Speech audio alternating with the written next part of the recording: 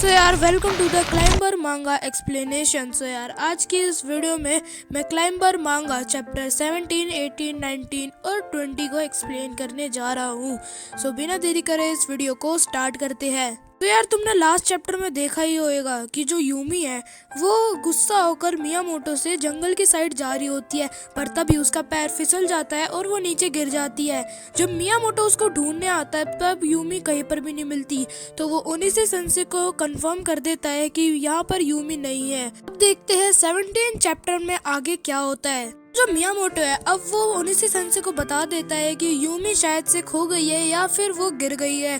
ये सुनकर ओनिसे सेंसे बहुत ही ज्यादा शॉक में आ जाते हैं और उन्हीं के साइड फूकू चान और मोरी भी खड़े होते हैं जो ये सब बातें सुन लेते हैं। अब हम देखते हैं यूमी को।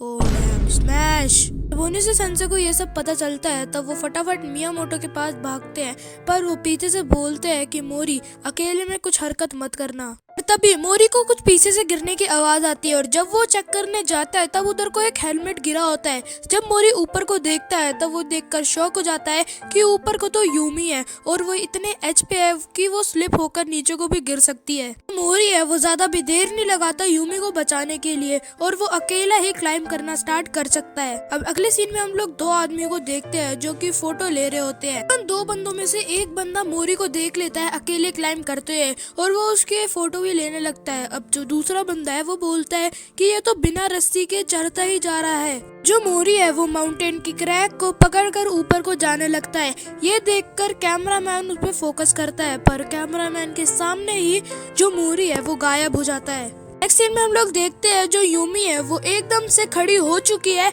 पर वो सडनली उसका पैर फिसल जाता है और वो नीचे को गिरने लगती है, पर एंड टाइम जो हमारा मोरी है वो उसको पकड़ लेता है। इससे जो यूमी है वो बहुत ही ज्यादा खुश हो जाती है और वो मोरी कुन बोलती है यार मेरे को भी बोलो ना।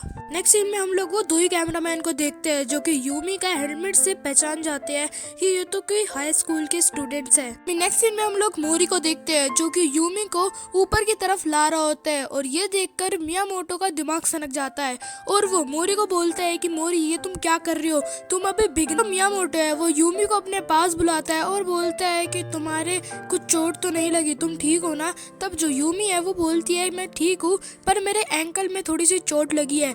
ये देखकर जो मियामोटो है वो मोरी के ऊपर चिल्लाने लगता है बिना रोप के क्लाइंब कर रहे थे, तुमको पता भी है ये तुम्हारी जान को कितना खतरा दे सकता है, अगर तुम्हारी एक भी गलती होती तो तुम दोनों ही मारे जाते। सब कुछ नॉर्मल होता है और उधर को ओनिसे सेंसे और फूकू चान भी आ जाते हैं। जो मियामोटो है वो मोरी से थैंक्स बोलता है यूमी की जान बचाने के लिए। जो मोरी है वो बोलता है कि मेरा अभी भी सेटिस्फाई नहीं हुआ हूँ और मैं थोड़ा सा और ऊपर चलना चाहूंगा। तब वो और भी ऊपर को क्लाइंब कर रहा होता है, पर तभी उसके साइड में एक हवा आती है और वो देखता है कि उसका जो माउंटेन का व्यू है वो बहुत ही ज्यादा अच्छा है और वो ऐसा सोचता है कि ये जो माउंटेन है ये मेरी तरफ ही देख रहे हैं। और अब अगले सीन में हम लोग देखते हैं कि जो मोरी का आर्टिकल है क्लाइंब करते हुए वो न्यूज़पेपर पे छप जाता है। चैप्टर में हम लोग प्रिंसिपल को देखते हैं जो कि मोरी का आर्टिकल से ये न्यूज सुनकर ओनिसे सेंसे को डांट। जो ओनिसे सेंसे है वो बोलते हैं कि हमारे एक क्लब के मेंबर को बचाने के लिए ये मोरी ने करा था। नेक्स्ट सीन में हम लोग क्लाइम क्लब को देखते हैं जो कि सस्पेंड हो रखा था। इसको देखकर मियामोटो का दिमाग ही सनक जाता है की वजह से ओनिसे सेंसे मोरी को सॉरी बोलते हैं, पर जो मोरी है वो बोलता है कि नहीं ये सब कुछ मेरी गलती है। हम वही दो रिपोर्टर्स को देखते हैं जो कि मोरी के बारे में बात कर रहे होते हैं, पर तभी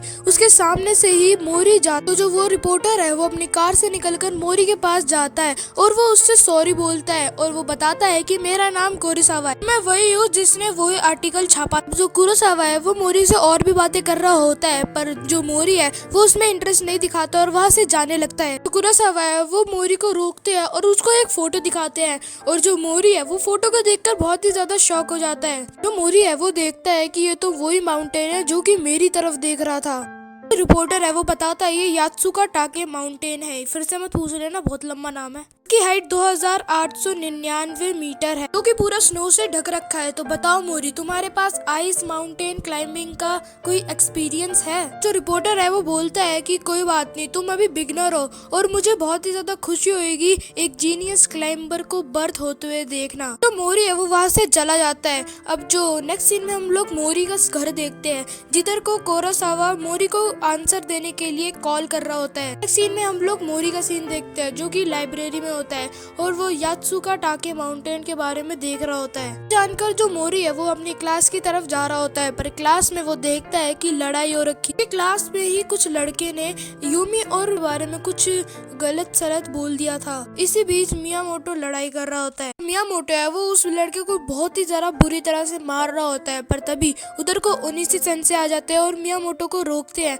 जो मियामोटो है वो मोरी से बोलता है कि ये लोग तुम्हारे बारे में भी कुछ गलत सलत लिख रहे होते हैं। तो उधर को वाइस प्रिंसिपल भागते हुए आते हैं और मियामोटो को सस्पेंड कर देते हैं। ये सब देखते हुए जो मियामोटो है वो गुस्से से बोलता है कि वैसे भी मैं ये स्कूल छोड़ने ही वाला। जो फुकुचान है वो मोरी से बोलता है कि जब तुम हमारे इधर को आए हो तभी से ये कांड होने लग रहे हैं। फुकुचान आगे बोलता है कि अगर तुम हमारे इधर को आए नहीं होते तो फिर ये सब होता ही नहीं हो। ये बोलकर वो मियामोटो के पास जाने लगता है। तो मोरी के घर पे कुछ क्लाइंबिंग का किट आई होती है और इधर कोई चैप्टर इधर कोई एंड हो जाता है। I hope you like it. अगर अच्छा लगा तो प्लीज इस वीडियो को लाइक कर देना, चैनल पे नए हो तो सब्सक्राइब कर देना। मिलते हैं अगली वीडियो में, तब तक के लिए peace love, bye bye, take care, आरिगातो, सायोनारा, कुजाइमास, माता ने।